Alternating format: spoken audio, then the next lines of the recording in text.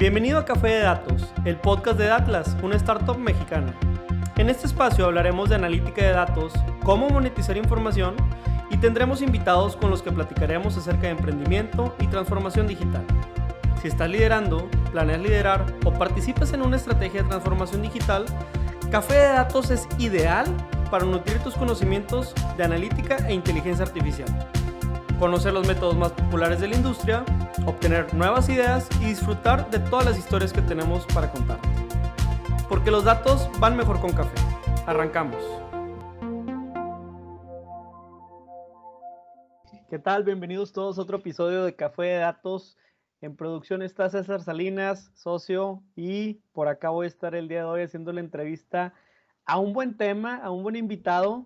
Hablamos mucho de analítica en este buen podcast celebrando nuestro top 15 en tecnología para México, pero lo que no hemos platicado es, oye, pues en tema de analíticas, cómo se cruza con otras áreas. Hemos estado a veces profundizando en deportes, con analítica deportiva, con turismo, analítica en turismo, con los temas fintech, porque sabemos que ahí hay una abundancia de datos.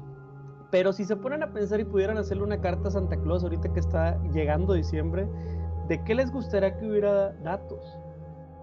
Hicimos esa pregunta en redes sociales y muchos de ellos nos dijeron de seguridad.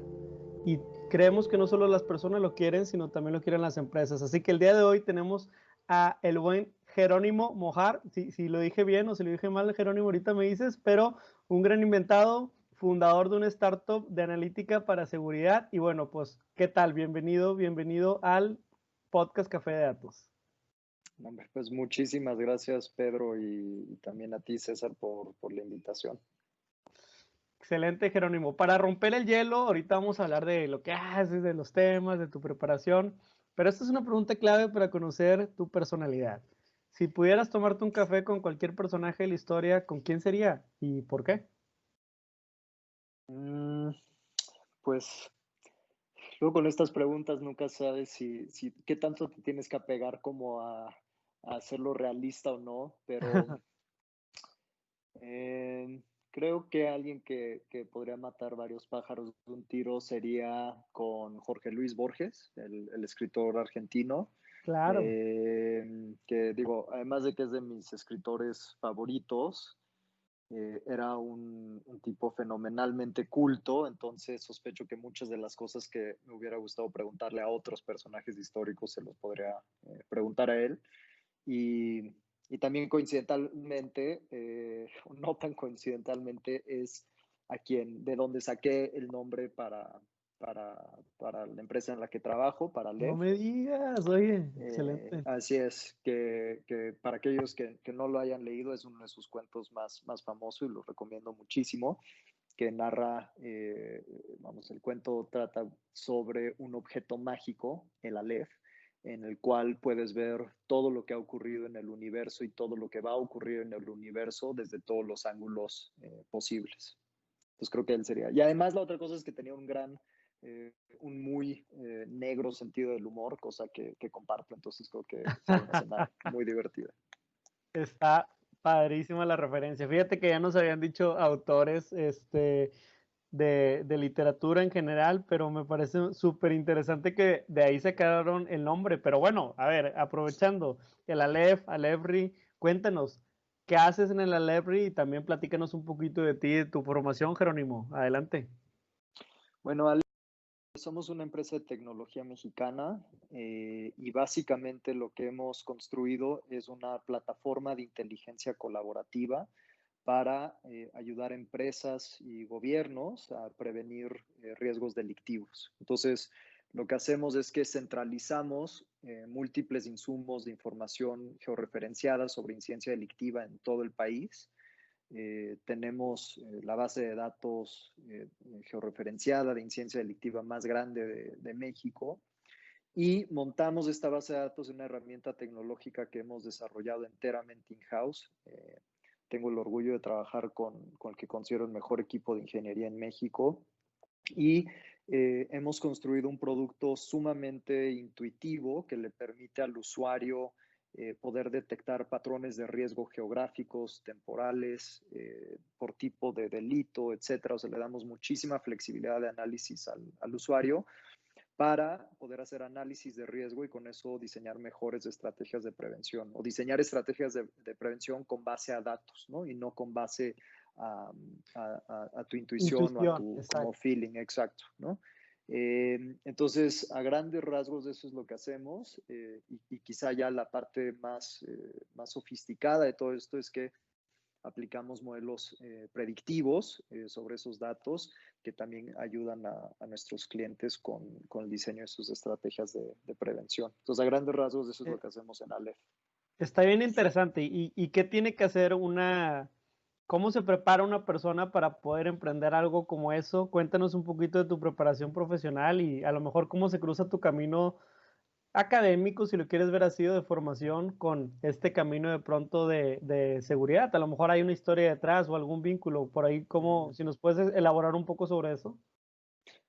Eh, pues yo tengo una formación un poco ecléctica, o sea, no necesariamente recomendaría mi formación para entrar al tema al que me dedico, pero digamos, yo estudié la licenciatura en filosofía en la UNAM y creo que una de las virtudes que tiene la carrera de filosofía es que te da muchas habilidades transferibles a otros campos profesionales, como la habilidad de pensar críticamente, pensar rigurosamente, poder ser persuasivo. Entonces, por ejemplo, para ventas, en mi experiencia, los filósofos resultan ser muy buenos vendedores.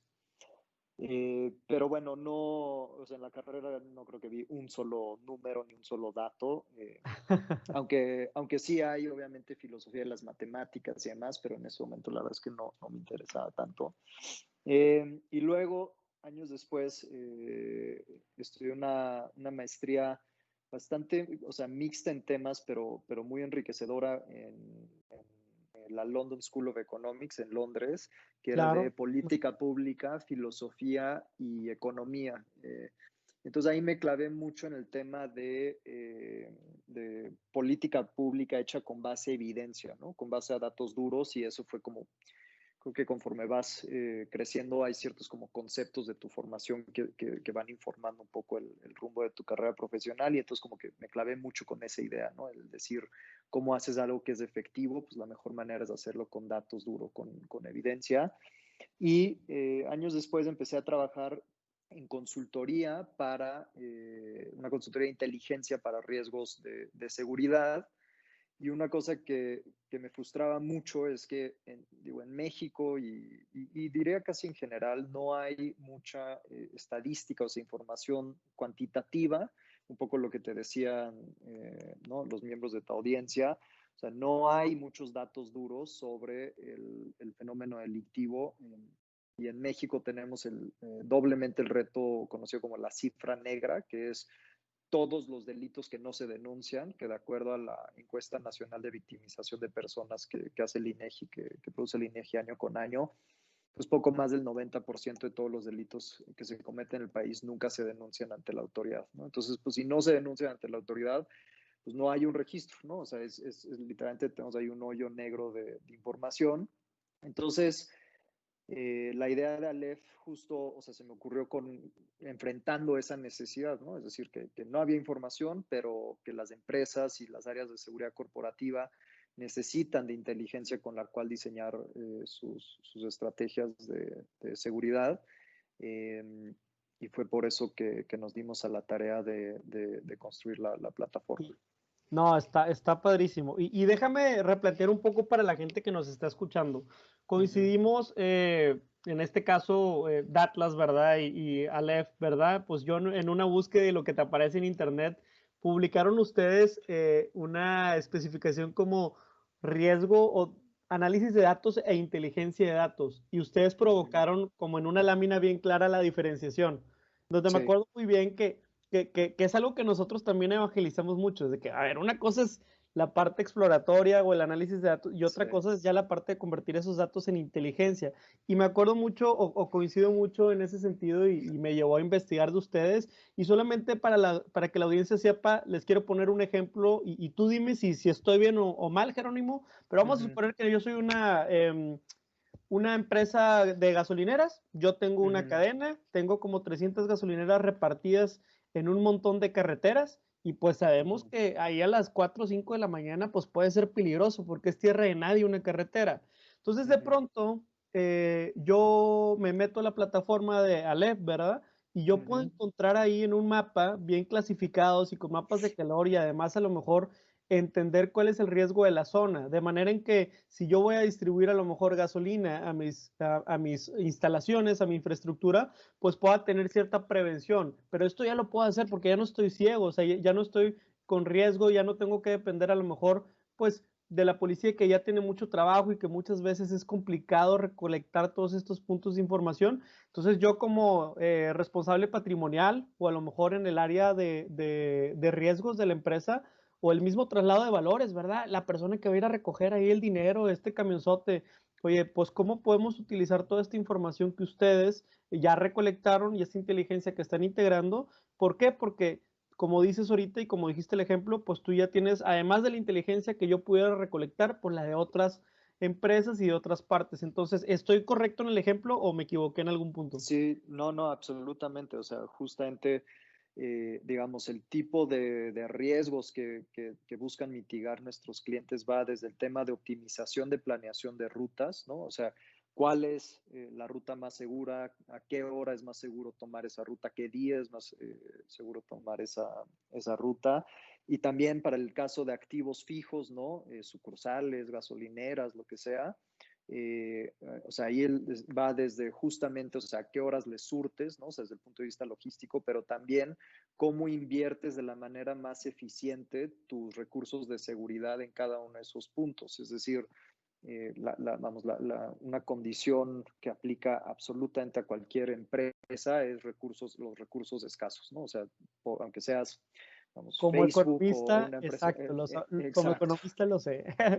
Exacto. Entonces, pues obviamente quisiéramos poder invertir todos los recursos posibles en todos los sitios, pero pues sencillamente no hay presupuesto que dé para eso. Entonces, el tema es cómo inviertes de la manera más eficiente para minimizar tu riesgo. Y pues es otra el tipo de aplicaciones que nuestros clientes aprovechan de Aleph. Está excelente. Y te quiero preguntar algo para la audiencia. Le sonará una pregunta técnica, pero no es técnica. Déjame hago un predecesor. Te quiero preguntar de cómo utilizan o cómo les funcionan a ustedes los datos georreferenciados. Y voy a hacer un paréntesis. Un dato georreferenciado quiere decir que es un registro que tiene algún carácter o alguna propiedad de ubicación. Puede ser una coordenada, una colonia, un código postal, municipio, y así te vas a altas resoluciones, pues ya sabes el tema de estados y países, pero el hecho de tener información georreferenciada para delitos, pues ahí te encargo, ¿verdad? Es como si hoy en día supieras dónde hubo. En nuestro caso, nosotros estamos familiarizados y ahorita te cuento una historia de eso en la siguiente pregunta, pero no tanto con los datos delictivos. Cuéntanos cómo la propiedad de poder georreferenciar estos datos les ha ayudado a ustedes y a lo mejor a sus clientes, ¿no? También. Sí.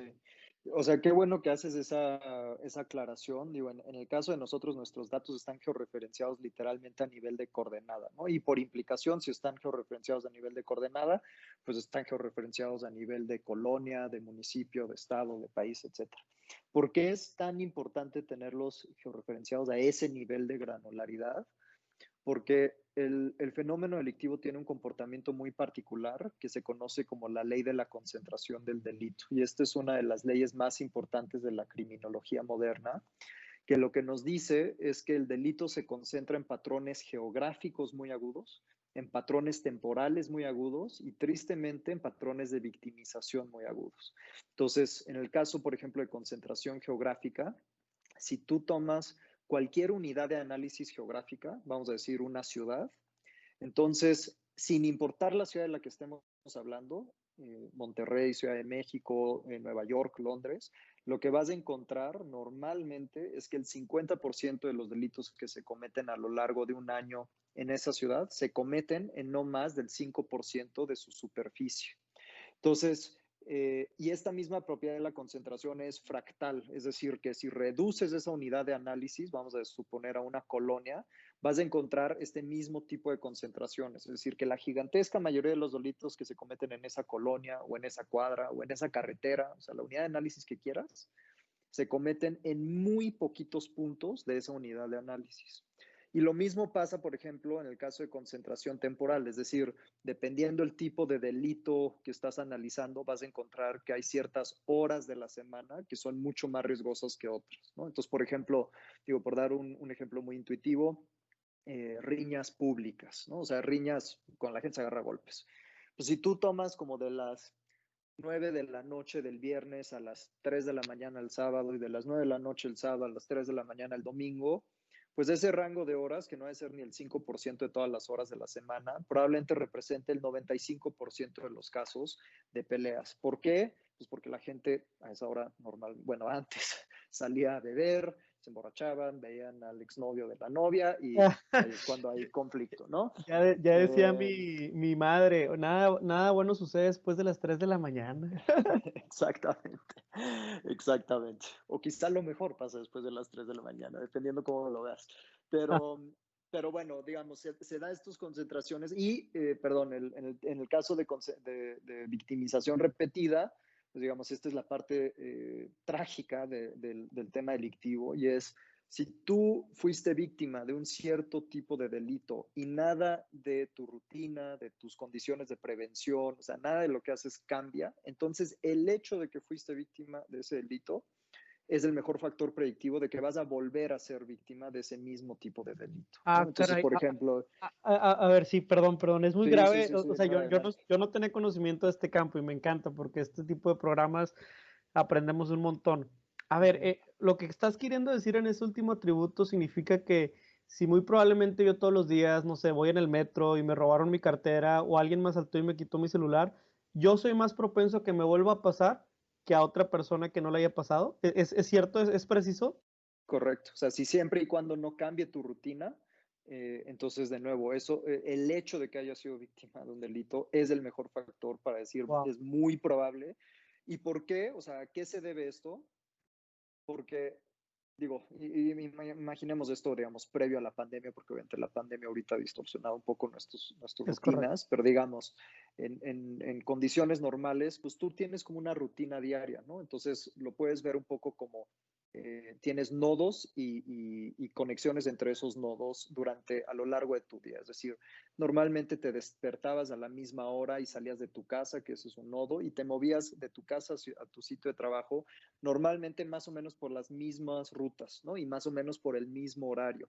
Y luego estás en el trabajo un rato y luego sales a comer y pues normalmente sales a comer más o menos a los mismos sitios y te mueves por las mismas rutas de esos sitios y así sucesivamente, ¿no? Es decir, tienes una serie de rutinas y si eso, digamos, lo magnificas para todas las personas de la ciudad, pues lo que encuentras es que hay rutina a nivel de ciudad.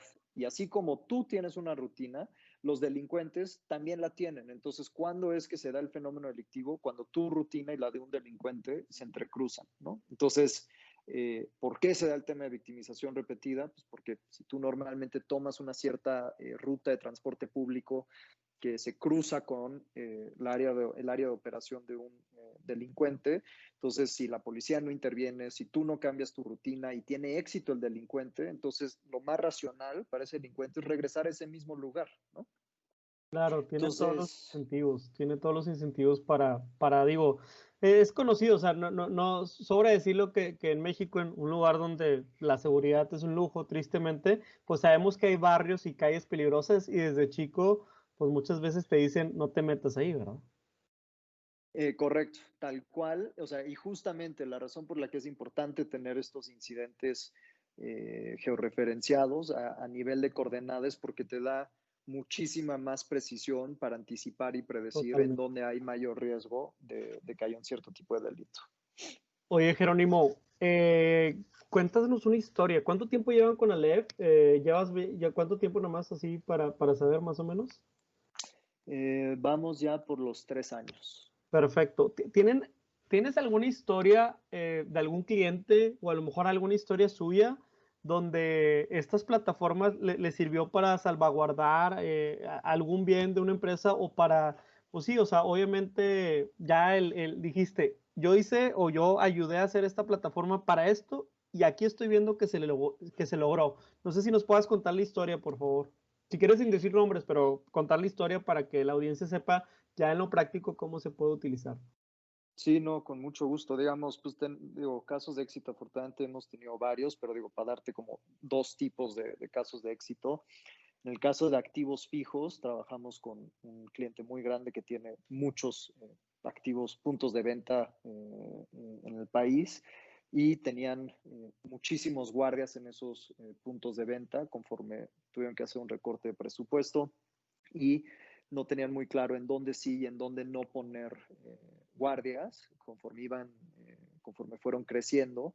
Entonces lo que hicimos fue generarles índices de riesgo con los cuales no tan solo encontramos que había puntos de venta en los cuales tenían índices de riesgo muy altos, pero con pocos guardias, y luego al revés, es decir, sitios en donde tenían índices de riesgo bajos, pero con muchos guardias. Entonces, no tan solo les logramos optimizar la distribución de recursos a aquellos sitios en donde había guardias, sino les encontramos ahorros literalmente en millones de pesos al año en el gasto de guardias, que eran totalmente innecesarios y su incidencia se mantuvo totalmente estable, ¿no? Entonces, creo que muchas veces las áreas del negocio ven a las áreas de seguridad como un costo, ¿no?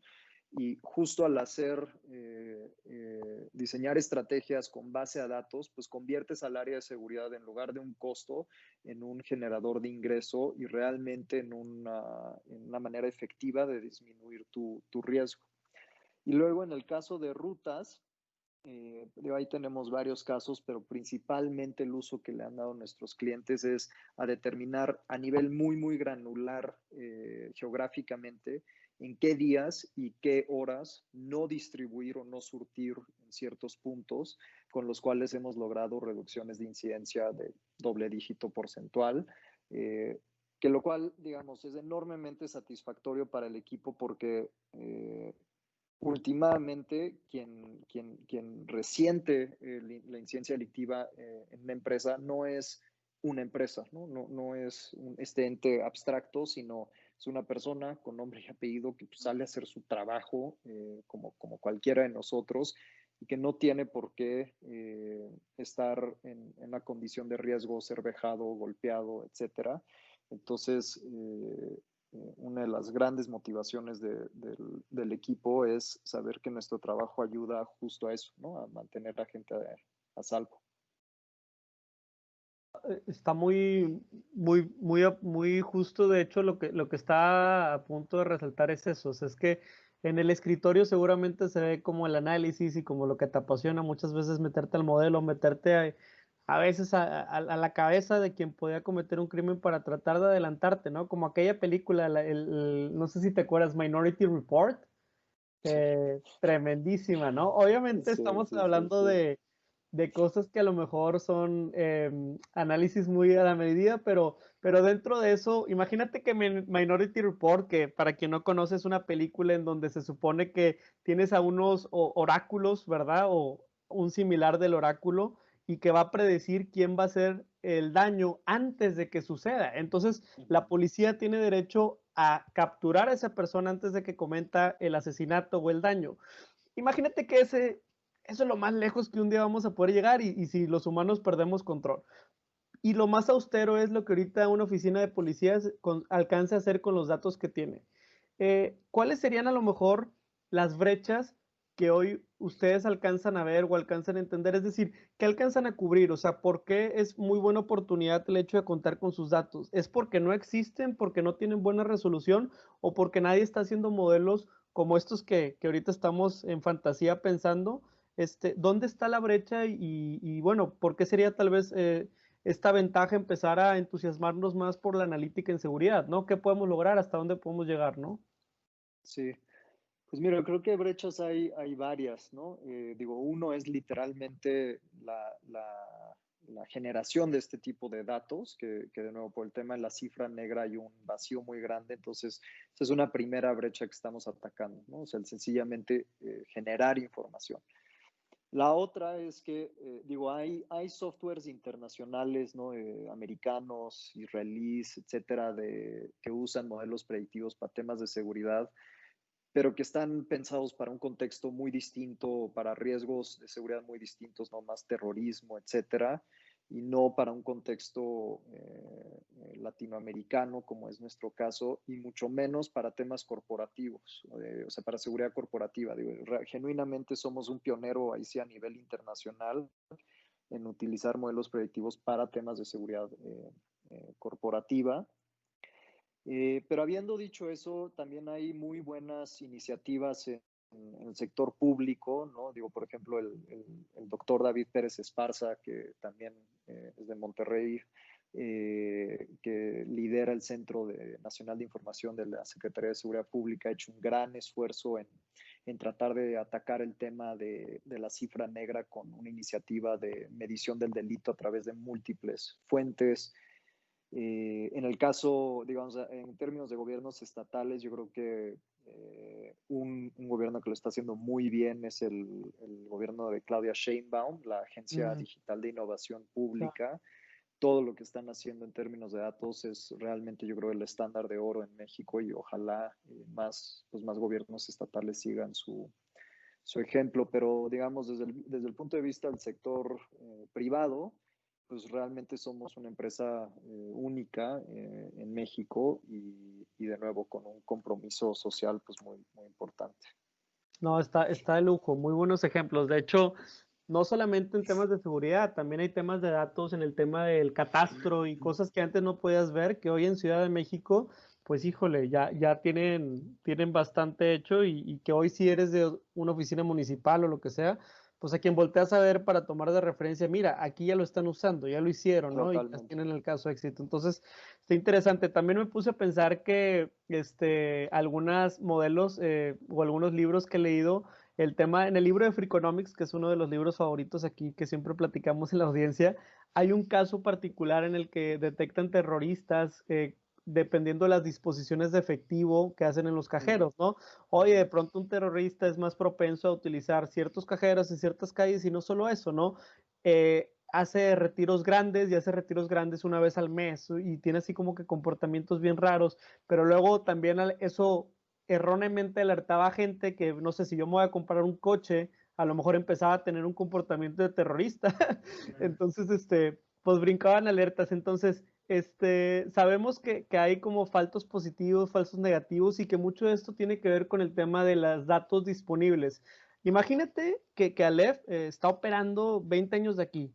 Todas las ciudades son inteligentes. Monterrey tiene un montón de sensores, todo se mide desde la gente en el transporte público. De pronto en Ciudad de México hay botones en cada esquina donde puedes reportar algún tema de inseguridad y lo que reporta está teniendo un bot y a lo mejor eso se escribe en una base de datos. ¿Dónde crees que podamos llegar si tuviéramos acceso, ahora sí, carta abierta a una ciudad inteligente que pueda recolectar datos, pues de seguridad también, ¿no? Porque ahorita estamos hablando de este nivel de seguridad corporativa, organizacional, pero yo te quiero preguntar que bueno, pues también seguramente hay algo que en el futuro pudiera estar mapeado para personas. ¿Tú qué opinas de eso? ¿Dónde crees que pudiéramos estar en un futuro con ciudades más inteligentes? Pues mira, al menos en el caso específico de seguridad pública, yo creo que así como hay enormes oportunidades en el tema, también hay muchísimos riesgos, ¿no? Porque en el caso de seguridad, la línea entre seguridad y derechos civiles de la sociedad, pues es una línea súper delgada y que hay que tener muchísimo cuidado y que es algo que nosotros tomamos muy en serio. Entonces, creo que es algo que apenas se está empezando a discutir de manera más sofisticada, digamos, a nivel internacional. El cómo poder hacer un balance entre el aprovechar el poder de este tipo de tecnologías como las que usamos nosotros, pero también balancear otros valores importantes de la sociedad como privacidad, libertad individual, etcétera, ¿no? Entonces, digamos, ese creo que puede ser todo un tema de un podcast en sí Es mismo, pero correcto. digamos, creo que hay que tener cierto escepticismo con los que creen que nada más tecnología, nada más apostarle 100% a tecnología es la respuesta a todo, porque también en el caso de seguridad pública, pues no nada más es un tema de tecnología, ¿no? También es temas un poquito más anticuados, pero no por eso menos importantes como es el crear un, país realmente con un Estado de Derecho fuerte. Creo que es muy, muy importante lo que mencionas, cómo balancear ese tema. Tenemos casos de Big Brother, ¿no? Gobiernos como el de China, que en ese sentido despliegan de una manera impresionante el monitoreo de sus ciudadanos y sí, sin duda alguna, perdón por decirlo así, te agarran a un delincuente a lo mejor en unos 2 minutos o 3 después de haber cometido un delito, pero ¿a costa de qué? Pues a costa de un control que también hay que tener cuidado. Sí. En un tema a lo mejor un poquito más loable, fíjate, te quiero contar el caso. Nosotros, de temas de análisis de delictivo, pues digo, como buenos exploradores de datos, nosotros en Datlas integramos muchas fuentes, etcétera. Nos hemos puesto a buscar fuentes y fuentes y fuentes. Siempre es el tema, te quedas corto, casi nunca están puntualizados, cada municipio y cada departamento lo almacena. Pero te cuento un caso de éxito que no tiene mucho que ver con a lo mejor lo que ustedes miden, pero es de siniestros en coches.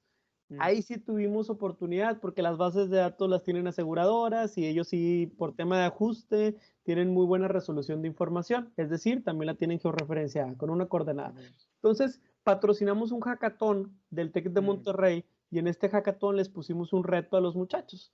Oigan, generaron un predictor de choques, ¿no?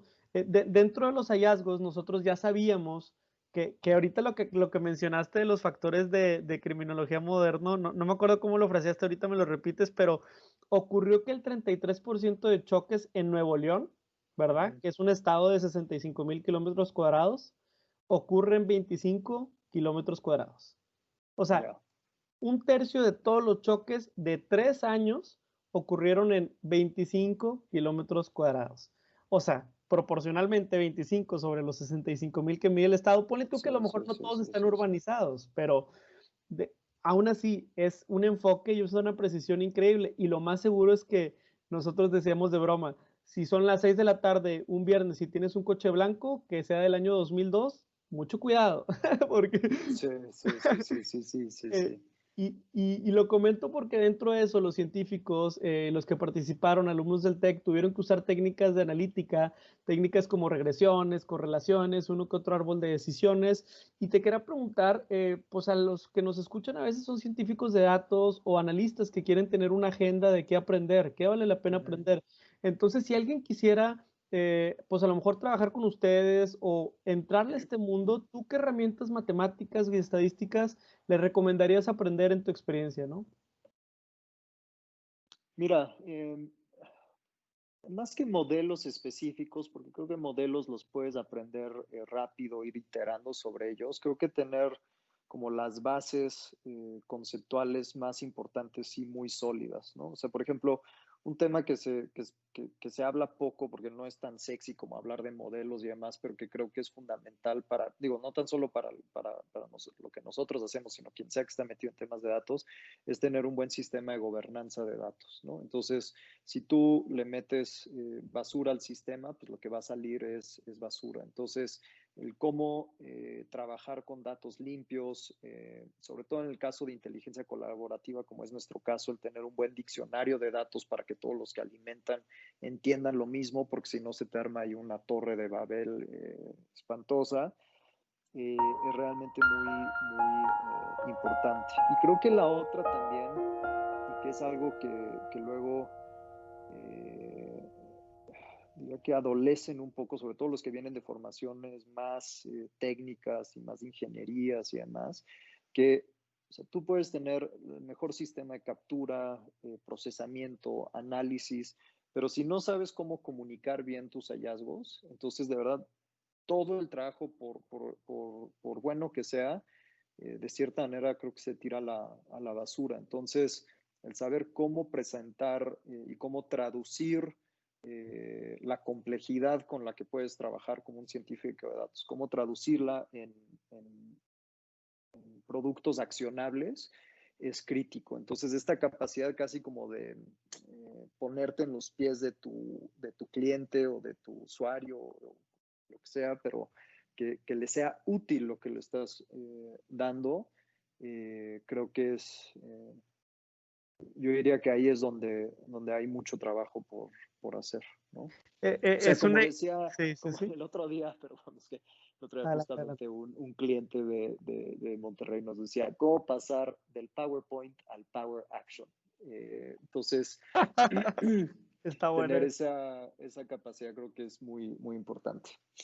Sí, no, y justamente, no, estás dando en un punto. Nosotros ayer dimos un taller de storytelling de datos ahí a la comunidad en la que estamos y nos gusta mucho impulsar y verás Buenísimo. que tuvo mucho impacto. O sea, la verdad es que no somos los únicos. Oye, llegas a la presentación y ¿por qué a nadie le importa que use una red neuronal?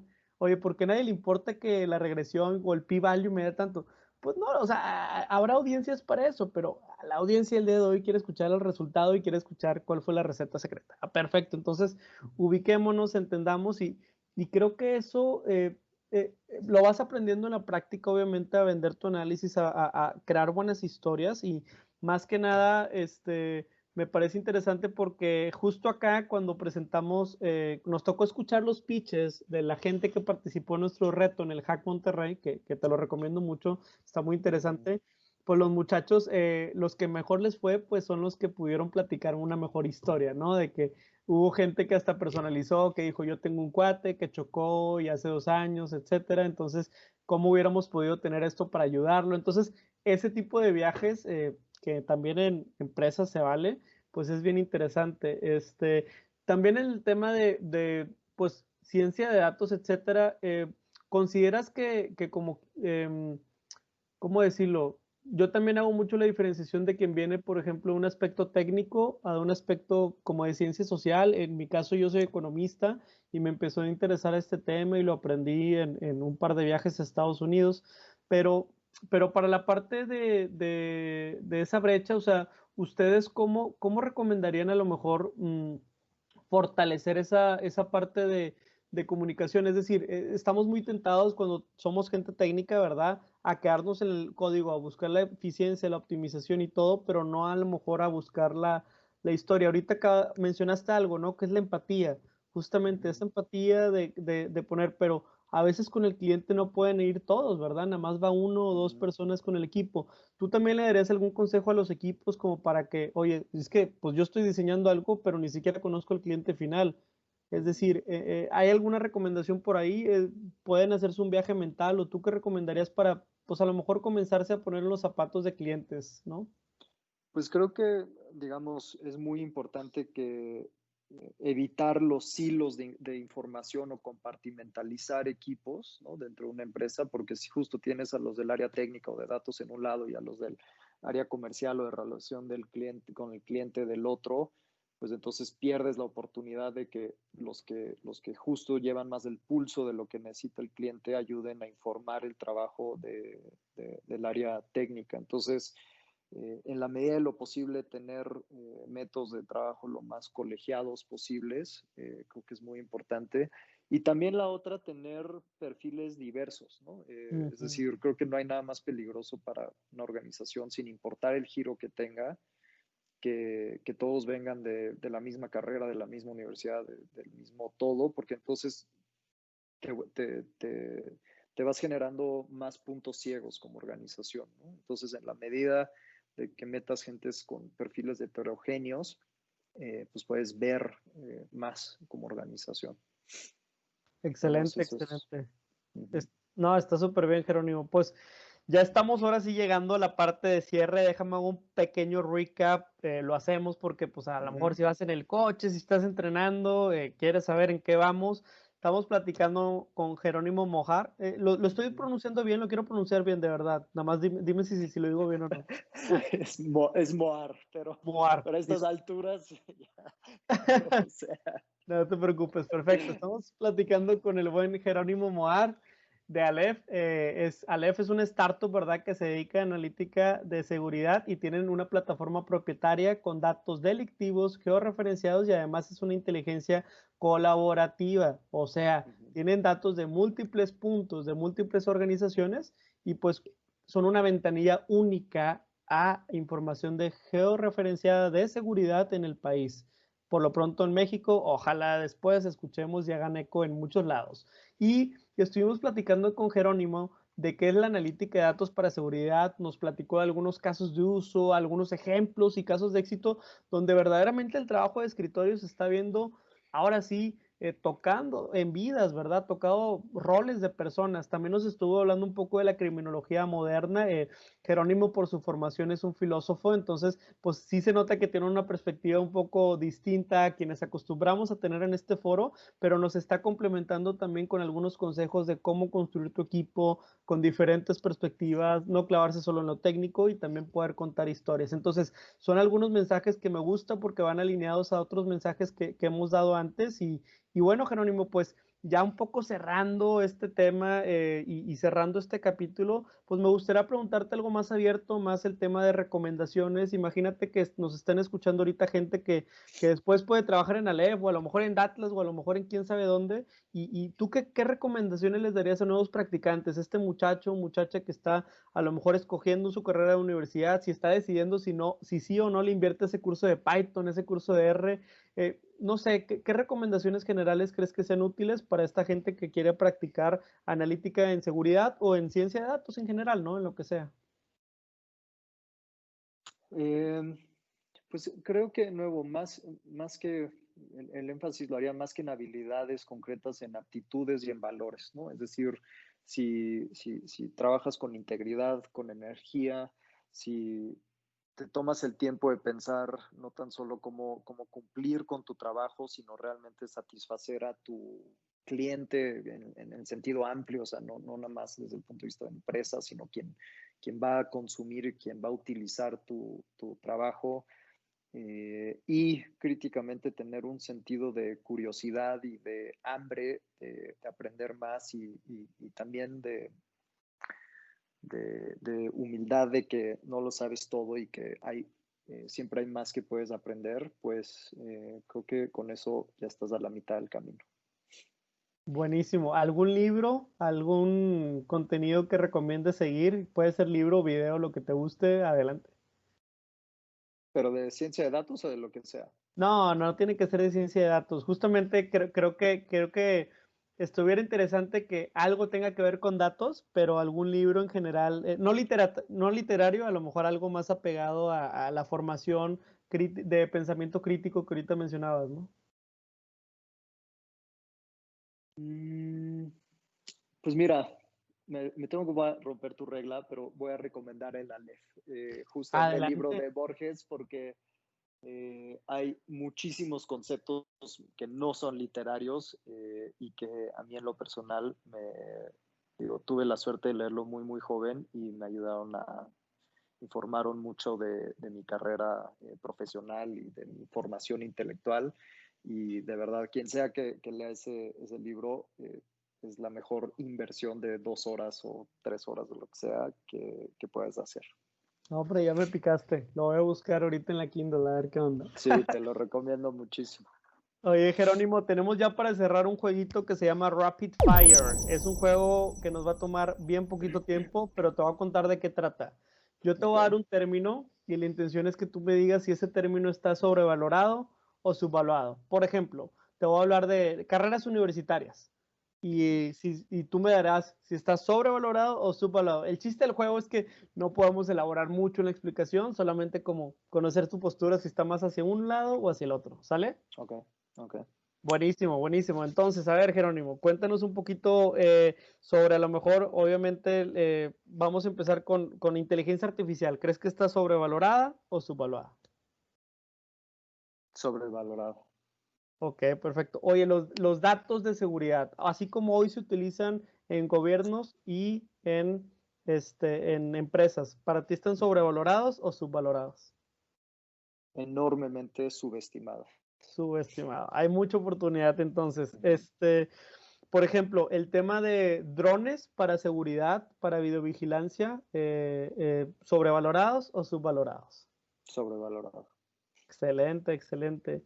El tema de privacidad, privacidad y ética de los datos, ¿crees que está sobrevalorado o subvalorado en México? Peligrosísimamente subvaluado.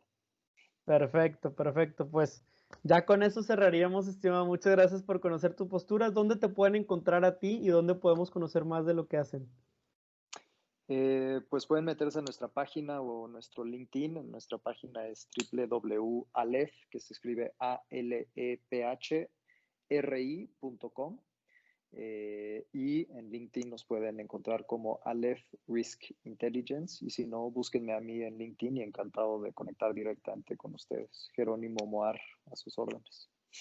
Moar con H entre la O y la A. Correcto, sí. M-O-H-A-R, correcto. Perfecto, pues muchísimas gracias, Jerónimo. Gracias por acompañarnos. Este fue otro episodio de Café de Datos. Hasta la próxima. Muchas gracias, Pedro. Hasta aquí el podcast de hoy. Gracias por escucharnos. Puedes seguir disfrutando de tu café y aprendiendo de analítica de datos en nuestro blog, con más de 180 columnas acerca de analítica, emprendimiento y transformación digital. Visita blogdatlas.wordpress.com y disfruta del contenido. Finalmente, no olvides suscribirte a Café de Datos, el podcast de Datlas. Hasta la próxima.